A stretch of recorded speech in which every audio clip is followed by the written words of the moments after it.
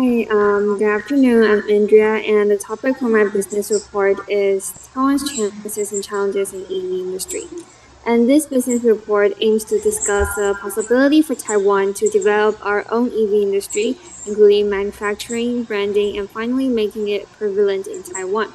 And firstly, let me define the term electric vehicle. According to the Australian Renewable Energy Agency, electric vehicles can be defined as cars or other vehicles with motors that are powered by electricity rather than liquid fuels.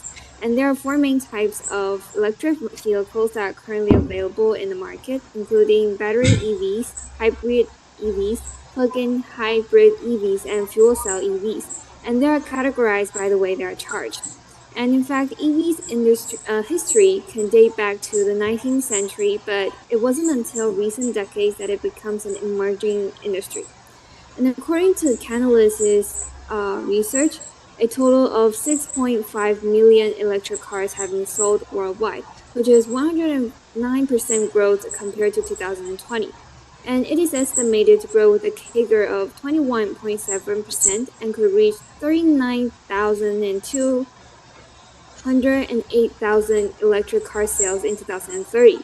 And in addition, countries including Germany, United Kingdom, and Canada have claimed to ban the sale of gasoline cars in 2035. And so, as a matter of fact, the prevalence of electric vehicles is an inevitable trend in the world. And Taiwan embraces essential advantages to dig deep into the EV industry, including possessing a complete EV supply chain and standing in a leading position in information communication technology. Taiwan has been key component suppliers for prestigious car makers such as Tesla and Volkswagen in electric car production. And those suppliers include Fukuda, Delta, Quanta, etc., which includes computer companies and also batteries manufacturing companies. And some of them even supply other electric car companies like Rivian and Lucid. And not only going electric, vehicles now are going smarter. That is another opportunity for Taiwan to be recognized globally. And since electric cars needs approximately 150 kinds of IC chips, which is 3 times more than conventional cars, Taiwan has an absolute strength since it tops in the world's semiconductor industry in IC chip design and manufacturing. And now, some IC design companies such as MediaTek has now dig deep into developing their product line of car car used IC chips. But several challenges should be dealt if Taiwan should establish a complete EV industry. The first one is the stability and sufficiency of electric supply. It is one of the main problems since incidents of power shortage has struck several times last year and this year. The main reason is that Taiwan's electricity network is so closely connected that if one electricity plant died out, the other would be affected. And therefore, scholars propose to use regional electric networks. And besides this problem, energy storage is also another problem because when electric car industry is developing, when more and more electric cars are on the road, there would be more charging stations. But now Taiwan has not enough charging stations, and also for the energy storage problem. So this is another challenge that Taiwan has to conquer if we need to develop a whole electric car industry. Another one is the regulations and the policies. Though the central government and local governments have provided subsidies to customers and manufacturers to encourage the production and consumption of electric vehicles, it is not enough for the whole industry. For instance, the regulations on road traffic and fuel tax transformation are not fully developed and proposed. And as regulations and policies are the slowest part in the industry development phase, Chinese government should start proposing several policies that could fasten the development and also make the industry more complete. So, in a conclusion, with strong supply chain and technology, Taiwan has great potential and technological advantage in EV industry. However, the stability and sufficiency of power and the regulations um, pro- uh, proposition should be solved and proposed as soon as possible to make the development smooth and faster. And in March 2022, Taiwan has claimed the goal of to stop selling gasoline car in 2040. If the above problems can be solved within 10 years, Taiwan can not only and within 20 years, Taiwan can not only produce top-tier electric cars, but also transform Taiwan into an eco-friendly and sustainable country in the world. Thank you. Right. So thank you very much.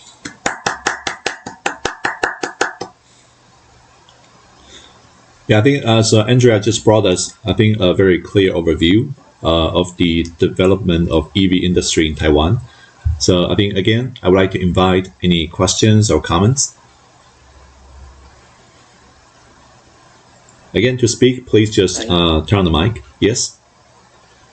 Hi, I'm Andy. And you mentioned about the distribution system of electricity in Taiwan, and that might be a challenge for the EV industry. But now Taiwanese governments are developing the green energy, and they're trying to set up a distributed electricity network. I don't know how to translate, but something like that. But and I think this might help to like solve the problem of the distribution of the electricity, like and like developing the green energy and this distributing electricity network might help boost the EV industry in Taiwan. And I'm just making a comment. Yeah. Thank you for your comment. Maybe I could add some green energy electricity distribution to my business as well. Yeah. Thank you, Andy, for the comment. Yeah, I think developing green energy. I think this may also be another hurdle for our energy policy here. I think because I think this summer, I think we can expect some maybe power shortage or some unstable power supply. Yeah, this may also change people's view on maybe green energy development. All right, good. So thank you for pointing this out. So can we have another question or comment? Hi, Andrea. I'm Justin, and do some research. And I think Hetai is a top player in the EV market in Taiwan now. And do you think that Hetai will keep being a top player, or it will be a competitive market in the near future in EV industry in Taiwan? I would like to confirm that. So you mean Hetai means like Toyota or other brands like? Yes, Hetai under Hetai is Toyota and Lexus. So yes. I think it's mean Toyota in the EV industry. Okay. Actually, Toyota has a car model called Prius C or something, and it is a hybrid car. And hybrid car is a kind of electric. It's one type of electric vehicle, and as Toyota has developed this car model since 2000 and since the year 2000, so I believe Toyota has definitely an advantage in the electric vehicle industry, and I think Toyota can actually help Taiwan's EV industry because most people have driven like hybrid car on the road in Taiwan, and it's common. It's more common than Tesla in Taiwan. So I believe that Toyota's either hybrid car or its new car model called Mirai will be a battery fuel cell EV, but I believe Toyota can help Taiwanese people try to transform like gasoline car to hybrid car, and then finally to like battery EVs like Tesla. Thank you, Andrea. Yeah, thank you, Justin, for the question. Yeah, I think also Andrea made it very clear. Yeah, I think so. Now, I think many people will maybe go through some kind of transitional stage. Okay, good. I think Alan also has a question or comment.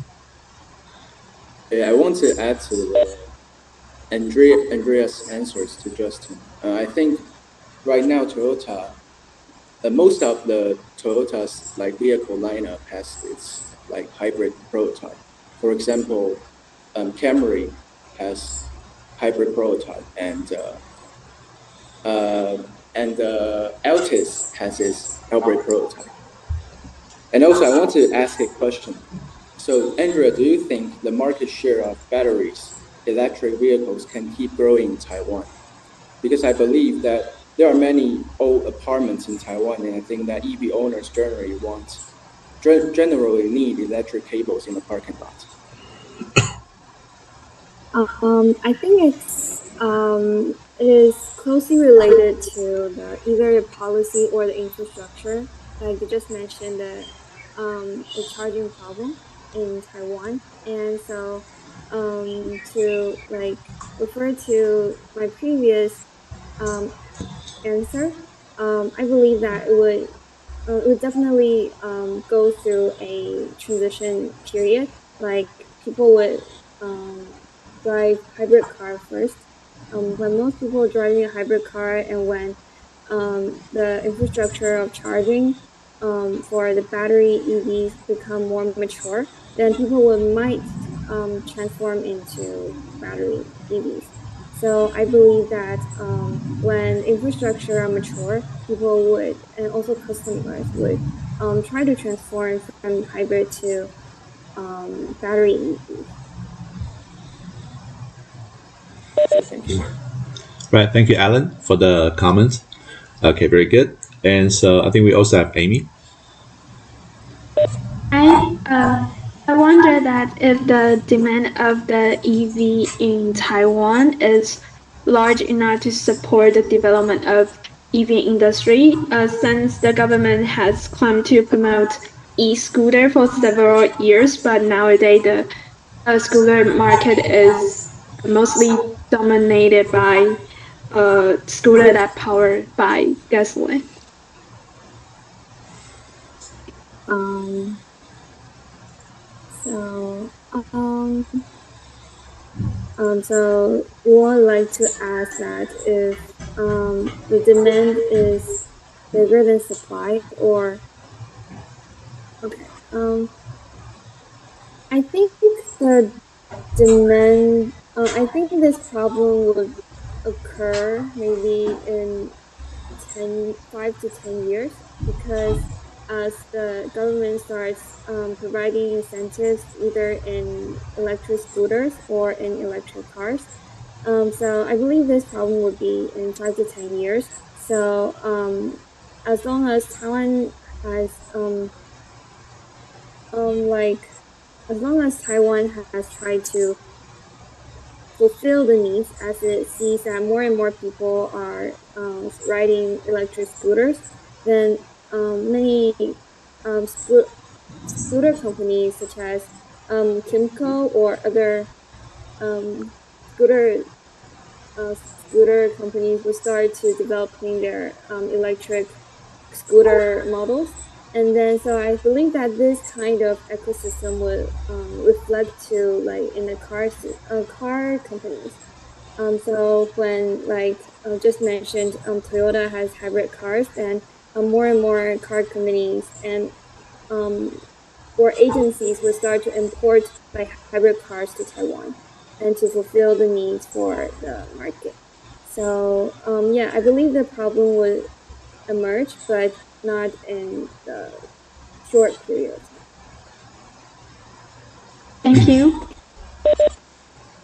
Yeah, thank you, Amy. I think for proposing a relevant question. Yeah, I think maybe so electric scooter will be another important indicator. I just want to make a comment. I think since Andrea want to talk about chances and challenges, You may also want to briefly discuss maybe the challenge from across the strait. We know China is also a leader, especially in power cell technology. So you may also want to discuss how BYD, its own supply chain, can pose challenge to maybe the manufacturers here in Taiwan, especially maybe they can come up with some highly competitive prices. Right, just one simple suggestion. Okay, so thank you very much. Let's give Andrea again another big hand.